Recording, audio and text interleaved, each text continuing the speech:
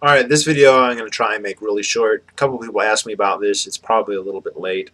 I think this is going to be, for now anyway, not forever, a final video in my Ron Paul series. Right when I started making videos, when he was, just about to announce his candidacy for the Republican nomination. How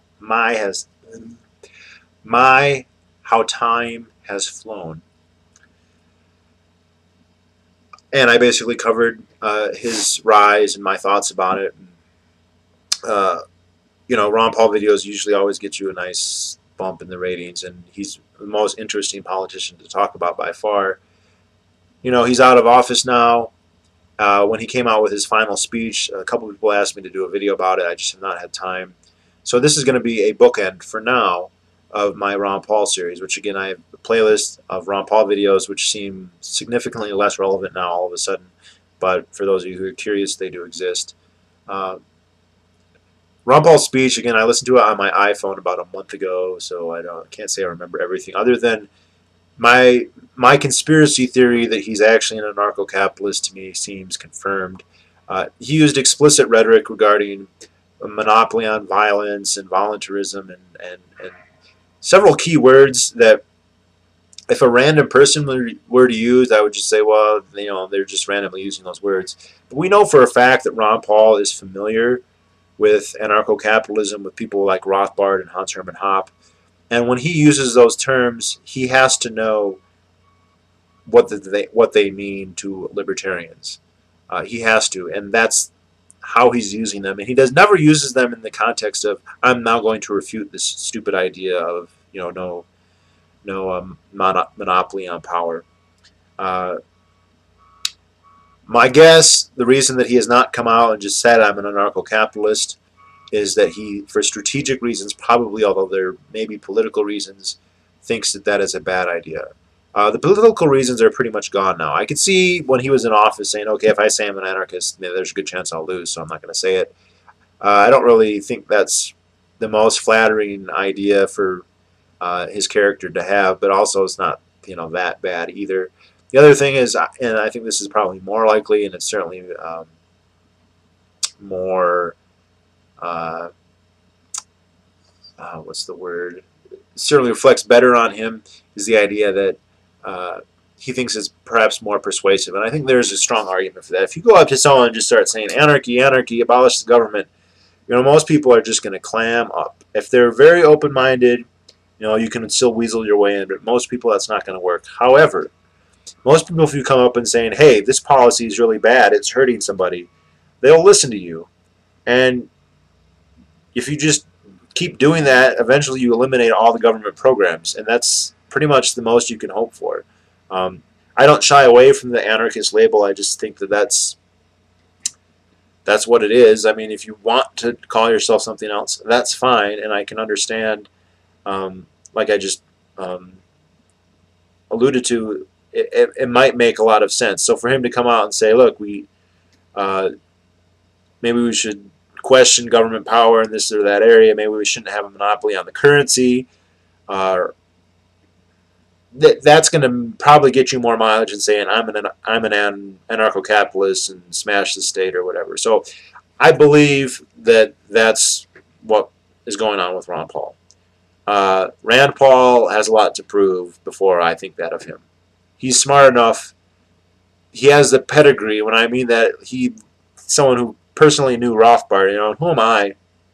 Some kid who was 12 when Rothbard died and didn't know about anarcho-capitalism until I was in my 20s, to say that Rand Paul, somebody who kind of grew up with Murray Rothbard more or less, meeting him at events, speaking with him, having his father work with him, is somehow unaware, unfamiliar, or unreceptive to anarcho-capitalism. Maybe he is unreceptive, and maybe he's been corrupted by power.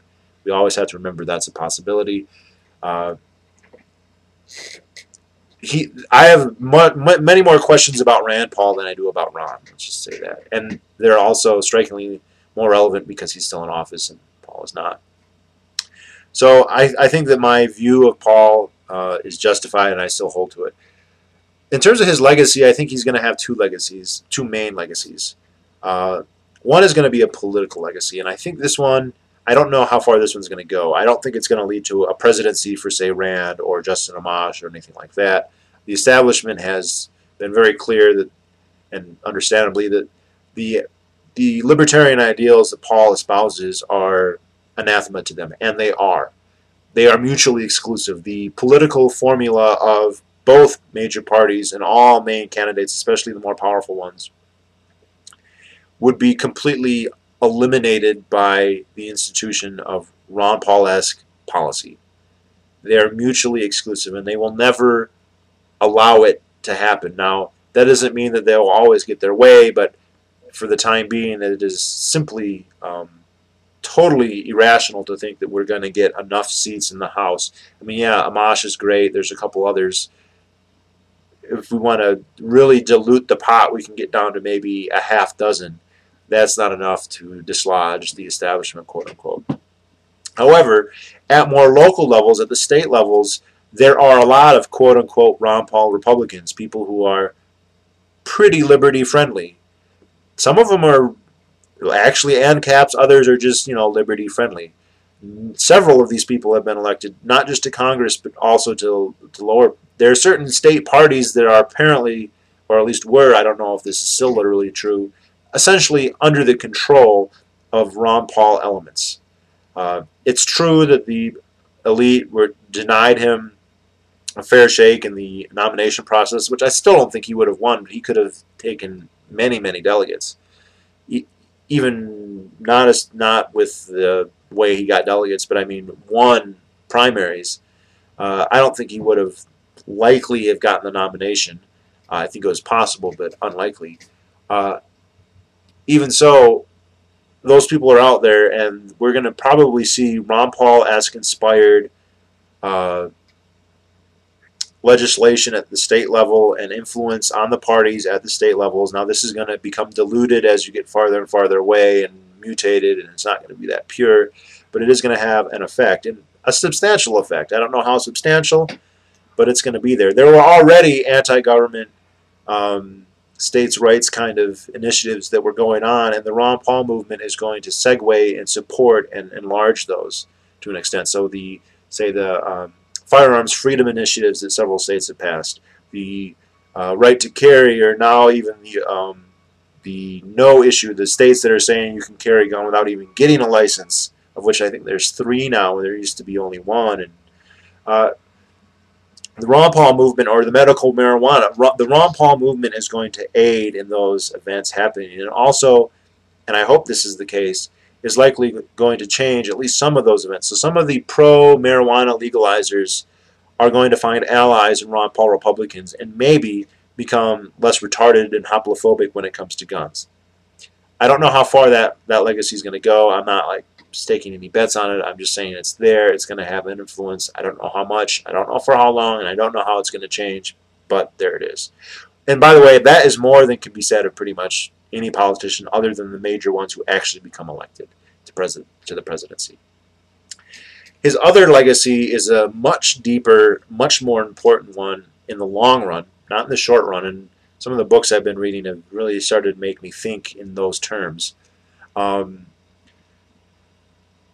That is his ideological movement. People call it the Ron Paul movement, and I think it's understandable and it's justifiable, but it's also not exactly accurate. There was a libertarian, minarchist, anarchist movement in the United States prior to Ron Paul that Ron Paul became associated with.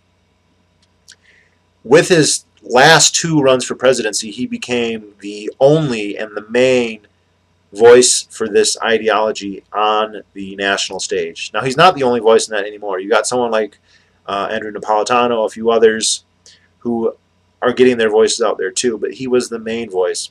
And he greatly enlarged this intellectual movement. The number of libertarians, the number of anarcho-capitalists has just ballooned beyond comparison.